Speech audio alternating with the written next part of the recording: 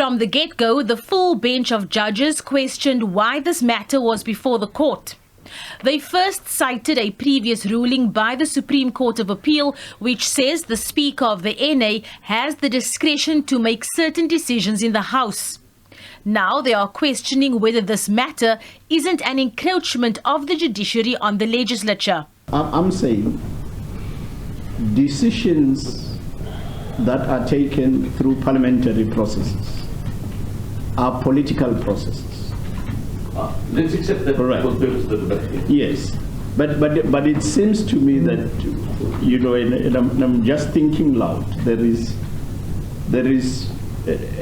what other people refer to as lawfare. All right, to bring some kind of judicialization of the political environment.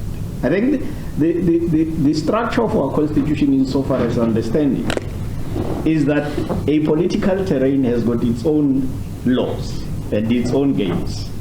And it seems to me that it may be dangerous to put judges in a position where they have to second guess, you know, political considerations. Legal counsel for the ATM rejected this but says the courts do have certain duties to fulfill. There is never, ever, no judge in this country has the right to ever second-guess political considerations. But every judge has the duty and obligation under the Constitution to scrutinise the lawfulness of conduct by other bodies such as the Executive and the National Assembly. And that's what we ask this court to do. We're not asking the court to scrutinise whether the decision was right, wrong, or why the political decisions were made. What we are asking the court to do is to scrutinise whether how the decision by the Speaker was made was lawful. That's all. Counsel for the ANC, referring to the ATM submission that voting with your conscience could have implications for dissenting MPs, said this was not the case on the 13th of December.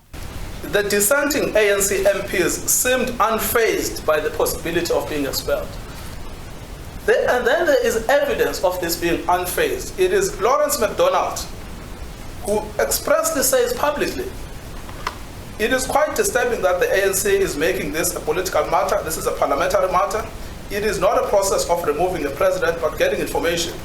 I know they are going to come for us. How can you be expelled for doing your work? So one MP explicitly expressly says, I'm going to vote against what the party says.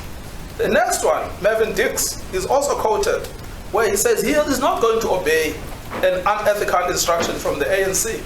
I am not voting with the opposition for an unpopular motion against the president, unlike what Hanekom, Mondi, Praveen, and others did. So, even as the report is issued, it does not show any evidence of pressure being brought to bear. It actually shows some members of the ANC explicitly stating what their position is going to be. Bukai Toby's argument was in response to the ATM saying the Speaker did not take into account the prevailing conditions at the time when making her decision to keep the vote open. This argument comes off the back of a previous SCA ruling which said the Speaker needs to consider the prevailing conditions when making decisions. However, that court ruled that the decision is ultimately the Speaker's. The ATM's urgent application seeks to have the Speaker's decision on the Phala Phala matter last year reviewed, set aside and declared unconstitutional and invalid. Judgment on the matter has been reserved. Abra Barbia, SABC News, Western Cape High Court.